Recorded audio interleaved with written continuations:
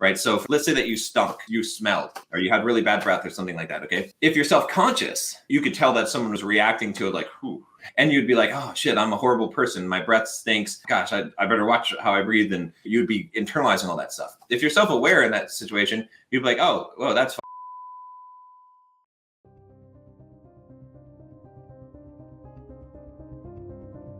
You know that feeling that you have when you're in a room of people, maybe a party or something like that, and you're standing around and you feel like everybody's noticing how you're nervous and you're scared to be there, that anxiety that you have, or you wonder if people are looking at you, if they're laughing at you, you wonder why you can't fit in, whatever it is, right? Have you ever had that feeling where you just feel very conscious about yourself, about what you said? Maybe you've had a conversation with someone, maybe you had a conversation with a girl, and you said, oh, I wish I didn't say that. What an idiot. Why did I say that? That's self-conscious. A good example of this is me recording this video. And the times when I'm self-conscious are gonna be like, oh, I have a tickle in my throat.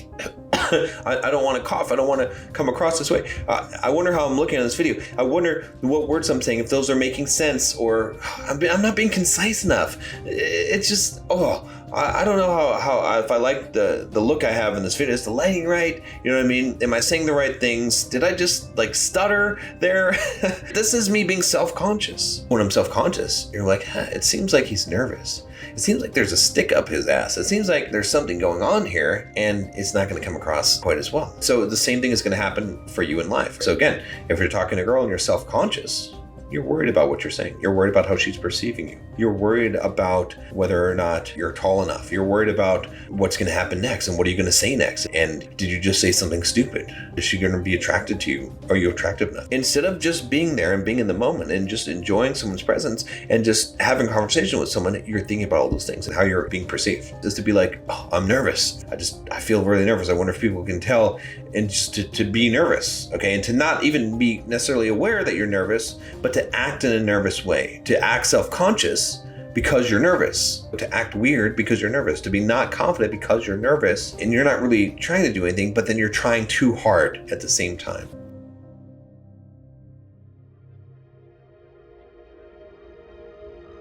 Now let's talk about being self-aware. Self-aware looks similar to being self-conscious, but being self-aware means that you are aware of what's happening to you and the experiences that you're having and the emotions that you're feeling, but you're not letting those things take over your mind. To be self-aware is to know the truth about yourself, is to say, hey, I'm kind of nervous right now. All right, wow, okay. And then to go and proceed and to do whatever you're going to do or say what you're going to say. And maybe you're talking to a girl and maybe say, wow, I'm really actually nervous right now. You know, it's weird. Like, you know, I guess I'm just kind of a nervous guy, or whatever it is, whatever's coming to your mind, and being self-aware about the state or how you're coming across without being self-conscious. And like I said, when I'm recording this video, sometimes when I'm recording videos, and sometimes in this video, you'll find that I'm just saying the message. I'm just talking. I'm not trying to do anything. I'm not worried about how I'm being perceived or what I'm saying. And that's when the message is going to hit. That's when it's going to be so authentic. And you're like, I like this guy. This also applies to just dealing with your emotions, with anger. For example, being upset. Being a self-conscious person is being so angry and just like taking out on other people and feeling like you're justified in being angry and losing control of yourself because you're in the anger.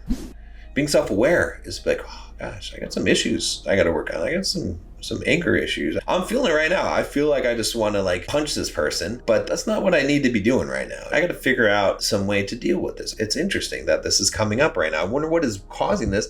Why would I react so strongly to this person? Get non-judgmental. It's just awareness. I'm aware of what's going on. I'm aware of what's happening in my body. I'm aware of the emotions, the thoughts that are going through my head in a non-judgmental way. I'm not judging myself. I'm present still with you, and I'm aware of those things. So let's say that you stunk, you smelled, or you had really bad breath or something like that, okay? If you're self-conscious, you could tell that someone was reacting to it like, whew.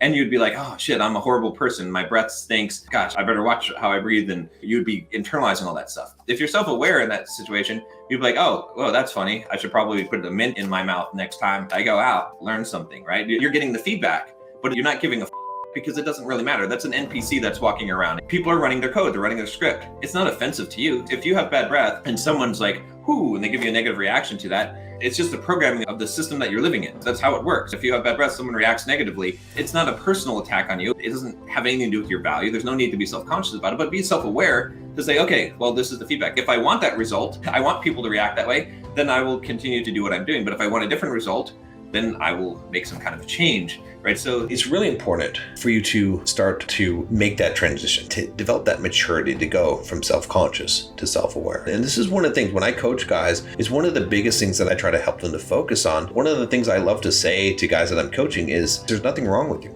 There's nothing wrong with you.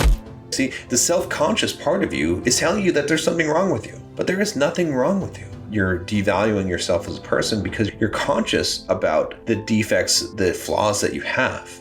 The flaws, you have them. I have them. I could list you flaws. My chin is not perfect. My face is a little bit longer. Okay, one of my eyes I think is a little bit bigger than the other. I have a fairly big nose. My skin gets oily more so, right? There's things, okay? I have a torn pec. Whatever, I've got a whole host of issues. Sometimes when I'm recording videos, I do stutter sometimes, or I repeat the word or whatever it is. Those are flaws, potentially, but I don't see them as negative. I don't have to. I'm just real. Knowing that they exist, that's fine. That's what they are. That's the self-awareness part of that. And you're putting all this emphasis on some flaws that you have, and you're like, oh, no one could ever love me because I have these flaws. That's really the truth of the situation. When you look in your heart of hearts, the biggest fear that you have is that you're not good enough, that no one could ever love you if they really knew these things about you, right? So many people try to hide these things. Like, oh, don't look at my fat. They're like, I look so ugly right now. They're trying to get some kind of validation on those things. You're good enough how you are. You're lovable how you are. You can improve. Everyone can improve. We're on a mission to improve. That's why we're here. Plug the Bulldog Mindset membership. That's the place to improve, by the way. Okay? Go sign up. But the reason why I'm saying this is because the self-love, loving yourself is so important, and that's how you become more self-aware. It's accepting reality. It's to say, hey, it is what it is. Doesn't matter. I can be happy. I can be chill about that. And I'll give you one last bonus tip since you guys stayed so long and watched this video. Dealing with women. Why women will treat you differently when you're self-aware versus self-conscious. Because when you're self-conscious and when you're self-conscious around people, you make them feel uncomfortable. Why? Because they see it. They see it on your face. They see you judging yourself. They see you getting down on yourself. They feel awkward because they're like, ah, shit, what do I do with this guy? He's upset. He's nervous. How do I make him feel better? I feel bad for this guy. I want to get away.